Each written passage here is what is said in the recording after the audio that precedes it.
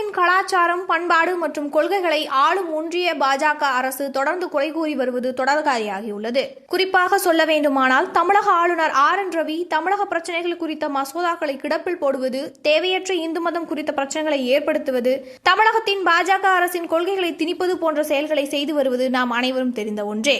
இதன் ஒரு பகுதியாக பாஜக அரசின் கொள்கைகளில் ஒன்றான குலக்கல்வி முறையையும் மும்மொழி கொள்கையும் ஆதரிப்பதற்காக தமிழக கல்வித்தரம் குறித்த தவறான கருத்துக்களை தொடர்ந்து தெரிவித்து வருகிறார். இதனை கண்டித்து தமிழக வாழ்மை கட்சியின் தலைவர் தி. வேல்முருகன் அவர்கள் அறிக்கை ஒன்றை வெளியிட்டுள்ளார்.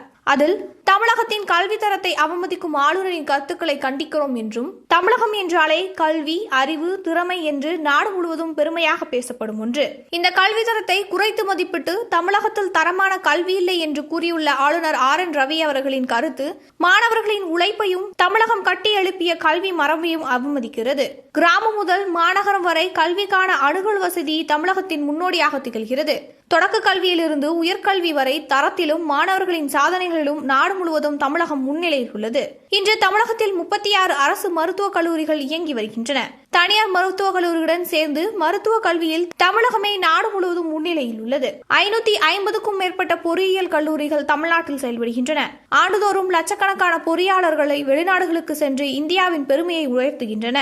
உலக தரம் வாய்ந்த IIT, NIT, IIM, அண்ணா யூனிவர்சிட்டி, CMC போன்ற கல்வி நிறுவனங்கள் தமிழகத்தில் இயங்கி வருகின்றன. அத்தோடு பிற மாநில மாணவ மாணவிகளும் தமிழ்நாட்டில் கல்வி கற்க அதிக விருப்பம் கொண்டுள்ளனர் என்று குறிப்பிடத்தக்கது.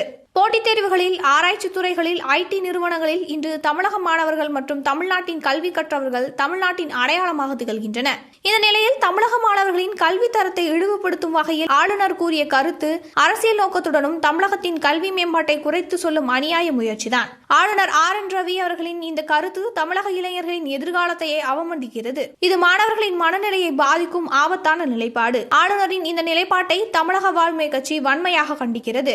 ஆளுநர் RN ரவி அவர்கள் உடனடியாக தனது கருத்தை திரும்ப பெற்று தமிழ்நாட்டு அரசு மற்றும் மாணவர்களிடம் மன்னிப்பு கேட்க வேண்டும் எனவும், மத்திய அரசு அவரை கட்டுப்படுத்தி அவர் தனது பதவியின் எல்லைகளை மீறாமல் இருக்க செய்ய வேண்டும் எனவும் வலியுறுத்துவதோடு, தமிழ்நாட்டின் கல்வியை குறைத்து மதிப்பிட்டு எந்த முயற்சியும் தமிழகம் எங்கும் கடும் எதிர்ப்பை சந்திக்கும் என்பதை தமிழக வாழ்மை கட்சி எச்சரிக்கிறது. தமிழகத்தின் கல்வி தமிழர்களின் உயிர் மூச்சு. அதை யாராலும் இழிவுபடுத்த முடியாது என்று தெரிவித்துள்ளார்.